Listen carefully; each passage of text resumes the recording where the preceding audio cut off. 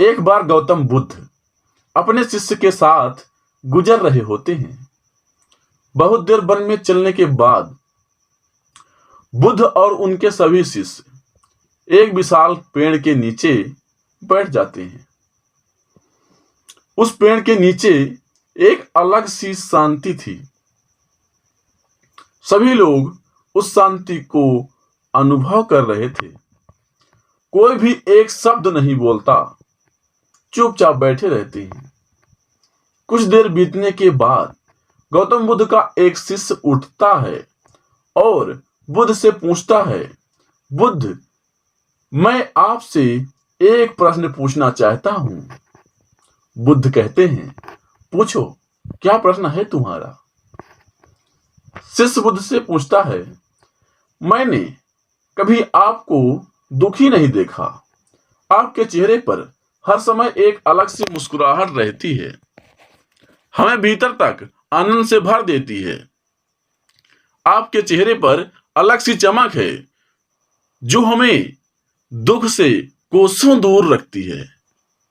पर मैं यह जानना चाहता हूं कि मेरे भिक्षु बनने से पहले मेरे जीवन में बहुत सारा दुख था, जिसके कारण मैं भिक्षु बन गया। पर मैं अभी तक यह नहीं जान पाया हूं कि दुख है क्या। क्या आप मुझे बता सकते हैं कि वास्तव में दुख क्या होता है?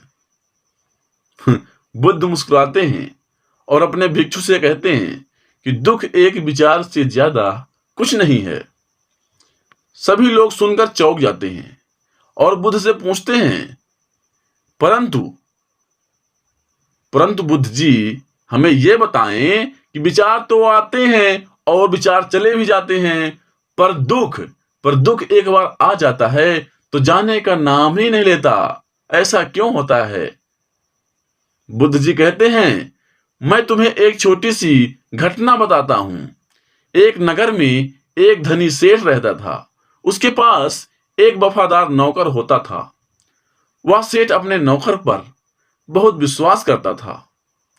वह सेठ अपने नौकर को कभी भी किसी बात के लिए शक भी नहीं करता था, क्योंकि उसका नौकर वास्तव में बहुत ही ईमानदार होता है।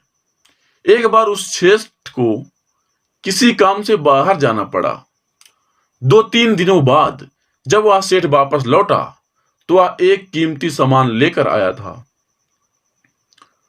वह उस कीमती सामान को अपने कमरे में बड़ा सजाकर रख देता है और अपने नौकर से कहता है, तुम्हें खास तौर पर इस चीज का ध्यान रखना। ध्यान रहे यह टूटे नहीं, यह मेरा बहुत प्रिय है। नौकर कहता है, मालिक, मैं पूरा ध्यान रखूंगा, आप चिंता ना करें। अगले ही दिन वह नौकर पूरे घर की सफाई कर रहा होता है। सफाई करते करते वह सेठ की उस कीमती चीज के पास पहुंचता है और उसकी भी सफाई करने लगता है। सफाई करते वक्त वह कीमती चीज उस नौकर के हाथ से फिसल जाती है और गिर जाती है। सेठ को यह बात पता चलती है और वह नौकर के पास जाता है और नौकर को खूब डांटता है, धमकाता है।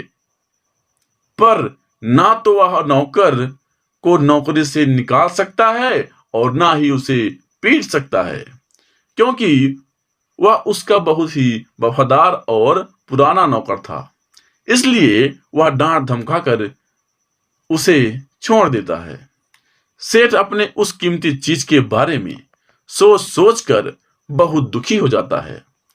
रात होती है और सेठ अपने कमरे में लेट जाता है। जेठ की नींद आ जाती है। वह बहुत बेचैन होता है।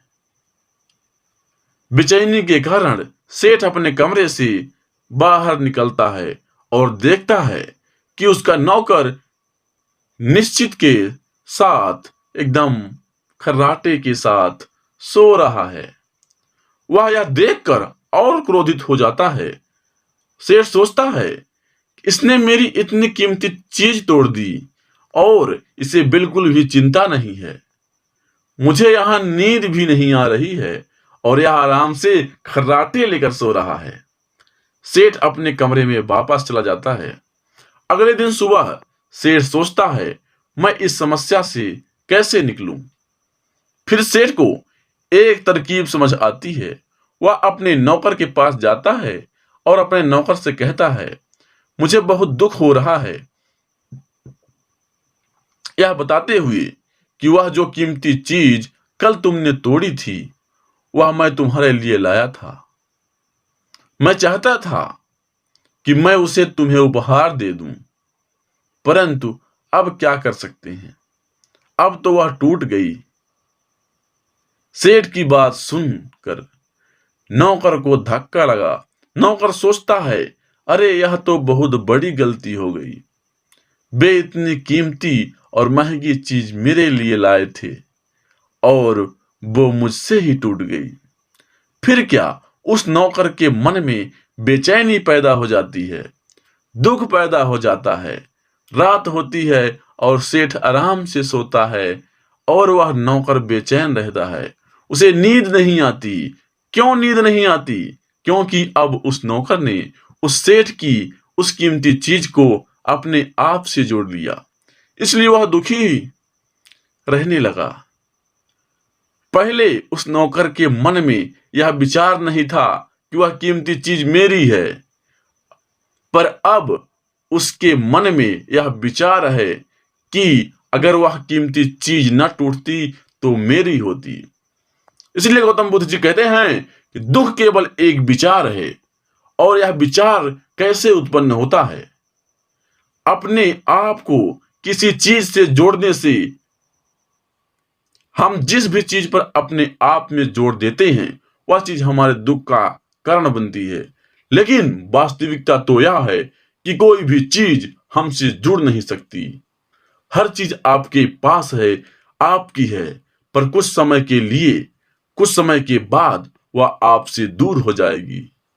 उस दूर होने की घटना को स्वीकार करें और अपने जीवन में आगे बढ़ें। उम्मीद है कि कहानी पसंद आई होगी, तो लाइक शेयर जरूर कीजिएगा। ऐसे ही कहानियों के लिए हमारे चैनल को सब्सक्राइब करिएगा। आपका बहुत बहुत धन्यवाद। मिलते हैं नेक्स्ट कहानी।